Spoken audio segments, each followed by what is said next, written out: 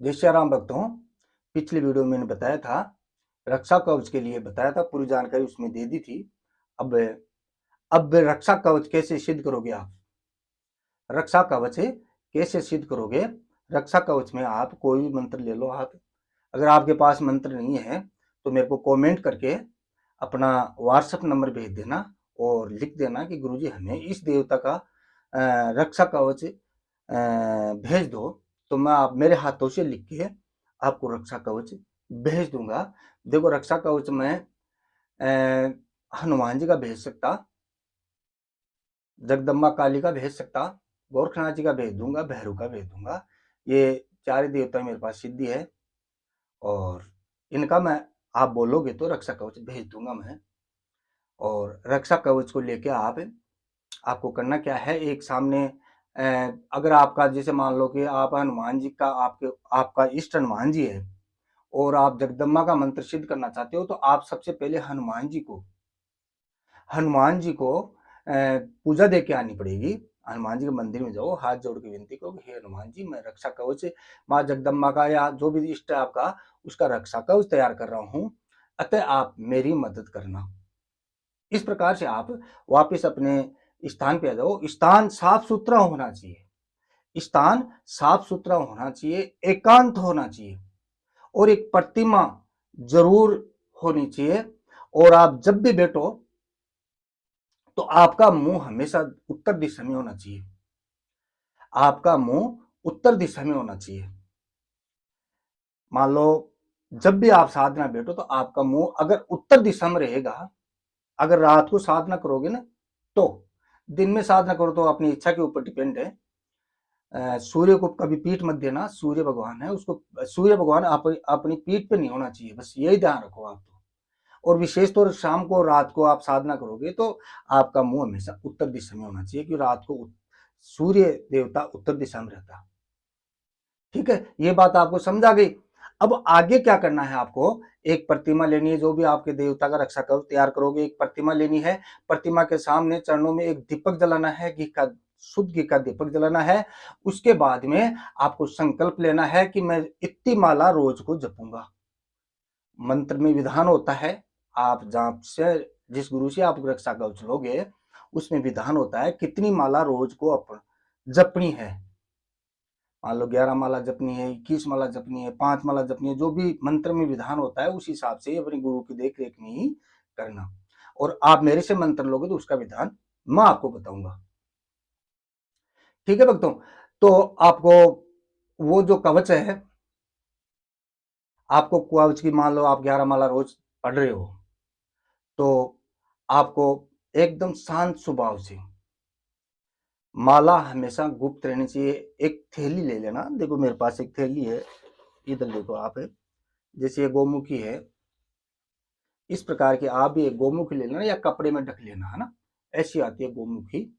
और इस प्रकार से आप गोमुखी लेना और गोमुखी में माला होनी चाहिए, है। और एकदम शांत स्वभाव से धीरे धीरे धीरे धीरे मंत्र को बोलना चाहिए। शब्द एकदम साफ आना चाहिए, चाहे आपको 1 घंटे की जगह 1.5 घंटा लगे, लेकिन जैसे मान लो 11 माला आप फेर रहे हो, उसमें आप जल्दी जल्दी करोगे तो 1 घंटा लगेगा और धीरे धीरे करोगे तो 1.5 घंटा लगेगा। बिल्कुल धीरे धीरे साफ साफ शब्दों में मंत्र बोलना चाहिए और इधर उधर का ध्यान न करके, और आपके इष्ट देवता के चरणों में आपका ध्यान रहना चाहिए, दीपक के ऊपर। इस प्रकार से आप कम से कम 11 दिन का अनुष्ठान करना, 21 दिन का करना, पूर्ण अनुष्ठान होता है 41 दिन का। लेकिन आपका दो रक्षा कवच में 11 दिन बहुत होता है, क्योंकि मेरे को मालूम है आप तांत्रिक मंत्र लोगे। तांत्रिक मंत्र में कम समय तांत्रिक मंत्र आप मान लो कि दुहाई शब्द जंजीरा मंत्र है, या आपको दुहाई शब्द लगा रहे हो, तो उसमें कम से कम 7 दिन भी बहुत होता है। तांत्रिक मंत्र में 7 दिन बहुत होते, जैसे मंगलवार से स्टार्ट करके और अगला नेक्स्ट मंगलवार तक आप करो। अच्छा, दूसरी बात, मेन बात आपको अब मैं बताता हूं। अगर तांत्रिक मंत्र सिद्ध कर रहे हो तो उसके अंदर आपको माला जरूरी नहीं है, क्योंकि माला जरूरी नहीं है। तांत्रिक मंत्र अगर आप जैसे वो जंजीरा है ऐसा मंत्र सिद्ध करो तो उसमें माला की जरूरत नहीं है। नदी की छोटी छोटी कंकरी लेना, 108 कंकरी ले लो नदी की, और एक कटोरी ले लो, एक कटोरी इधर रख लो, कटोरी में 108 कंकरी रख लो, और एक कटोरी खाली रख लो, और जैसे एक मंत्र पूरा हो इस कटोरी के अंदर दूसरी कटोरी के अंदर आप एक मन का डाल दो है। फिर ऐसा करके पूरा 108 मंत्र पूरा हो जाएगा। 108 मंत्र उस कटोरी में दूसरी कटोरी में डाल दो। इस प्रकार से माला जपनी चाहिए। क्योंकि माला क्यों नहीं लेनी चाहिए, इसका कारण क्या है कि आप अगर तांत्रिक मंत्र सिद्ध कर रहे हो तो आपको जोत प्रज्वलित रहनी जरूरी है। जोत भाई दीपक तो आप जलाओगे और सामने आपके सामने जो जोत लोगे ना, एक सकोरा ले लेना, मिट्टी का आता है ऐसा, उसमें थोड़े कंडे डाल के और जोत ले लेना, और उसमें थोड़ा घी होमते रहना, घी भी होमते रहना, और जो नारियल का गोला आता है उसकी हल्की हल्की चटक उसके ऊपर होमते रहना, तो वो जोत बड़ी नहीं होती, वो बराबर चलती रहती है जोत। तो तांत्रिक मंत्र में वो जोत चलना जरूरी है। तांत्रिक मंत्र में वो जोत चलना जरूरी है, क्योंकि अपना ये हाथ काम लेंगे तो अपन माला की जरूरत नहीं पड़ती। हाँ, शास्त्रीय मंत्र का, अब मैं शास्त्रीय मंत्र के बारे में बताता हूँ। शास्त्रीय मंत्र में क्या होता है, शास्त्रीय मंत्र में सिर्फ दीपक की जरूरत होती है। सबसे पहले दीपक की जरूरत होती है। दीपक में से आप जितना संकल्प ले लो, मान लो 1 लाख मंत्र जपना है मेरे को, भाई 1 लाख तो देखो शास्त्रीय मतलब शास्त्रीय मंत्र में कम से कम 1 लाख की तादाद में मंत्र जपना ही होता है। तो मान लो 1 लाख मंत्र आपने जपा, तो देख लो आप 41 दिन में जपोगे, 21 दिन में जपोगे, है ना, तो उसमें जिसे भाग दे लेना चाहिए कि 1 लाख। तो ये की ध्यान रखना कि माला में 100 ही मंत्र मान के चलना चाहिए। जैसे मान लो आप 1 लाख मंत्र जप रहे हो तो आपको 100 माला रोज जपनी होगी। 100 माला में कितनी हो गए, जैसे मान लो 10,000 हो गए हैं। इस प्रकार से जैसे मान लो 10 दिन में आप जप कर रहे हो तो माला 108 का भाग नहीं देना चाहिए, 1 लाख में 100 का ही भाग देकर चलना चाहिए। क्योंकि 8 मंत्र 108 माला में 108 होता है, 108 को 8 ऊपर वाले 8 को गिनती नहीं लेते संत लोग, उसमें 100 की गिनती करनी पड़ती है। इस प्रकार से आप माला में भाग दे, वो उस पर भाग दे के देख लेना कि मैं रोज कितनी माला रोज फेरूंगा। भाई 21 दिन में 21, जैसे 1 लाख में 21 दिन का भाग दे लो, तो आपके पास में जो भी फल आए उतनी माला रोज फेरनी है। 41 दिन में करनी तो 41 का भाग दे लो, है ना। 1 लाख जपने के बाद में उसके बाद में आपको दशांश हवन करना होता है। शास्त्रीय मंत्र तो ये इस प्रकार जपता है।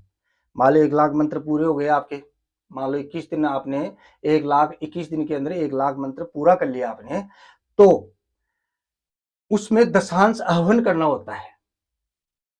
हवन समझते हो, जैसे मान लो कोई भी ना, जैसे मान लो एक मंत्र है ओम नमः शिवाय, जैसे मान लो 10 दशांश यानी 10,000, यानी 1 लाख में 10 का भाग दो, 10,000, 10,000 आपको आहुति देनी पड़ेगी। जय ओम नमः शिवाय स्वाहा, ओम नमः शिवाय स्वाहा, ओम नमः शिवाय स्वाहा, ओम नमः शिवाय स्वाहा, ओम नमः शिवाय स्वाहा। इस प्रकार से 10,000 आपको आहुति देनी पड़ेगी, ठीक है। और फिर दशांश तर्पण, आप वो मतलब कहीं भी आप जोत ले लो, बड़ी जोत ले लो और तर्पण करना होता है। जोत लेके फिर वहां पे दशांश यानी 5,000, 1 लाख का दशांश कितना होगा, 1,000 यानी 10-11 माला आपको जोत लेकर है, आप जोत ले लो। हवन तो नहीं कर सकते आप अपने घर घर स्थिर रह के हवन नहीं कर सकते हैं, वो तो ऋषि महात्माओं के काम है जो धूना जला लिया 1 लाख तप करने लग गए वहां पे, है ना। तो आपको दशांश तर्पण करना है, ठीक है, दशांश तर्पण करना है। उसके बाद में जो भी आए 150 कन्या जमा दो, स्कूल के बच्चे जमा दो। इस प्रकार से आपका मंत्र सिद्ध हो जाएगा। उसके बाद में उस मंत्र को भोजपत्र पर मंत्र को लिखकर किसी के गले में डाल दिया जाए तो उस आदमी पे कभी भूत प्रेत अटैक नहीं करेगा। इस प्रकार से शास्त्रीय मंत्र की सिद्धि होती है। आगे का वीडियो देखने के लिए आपसे हाथ जोड़ के विनती है कि आप चैनल को सब्सक्राइब कर लेना और लाइक भी करना। मैं आगे कई बातें, बहुत ही अच्छी-अच्छी बातें बताऊँगा आपको। थोड़ा हिंदी मेरे को कम पढ़ना आती है, तो थोड़ा बोलने में थोड़ा झिझकता हूँ। धीरे-धीरे सब ठीक हो जाएगा और आपके सामने मैं हमेशा अ, वीडियो के माध्यम से आता रहूँ, तो इसलिए आप मेरे चैनल को सब्सक्राइब ज़रूर कर लेना। जय सिया राम।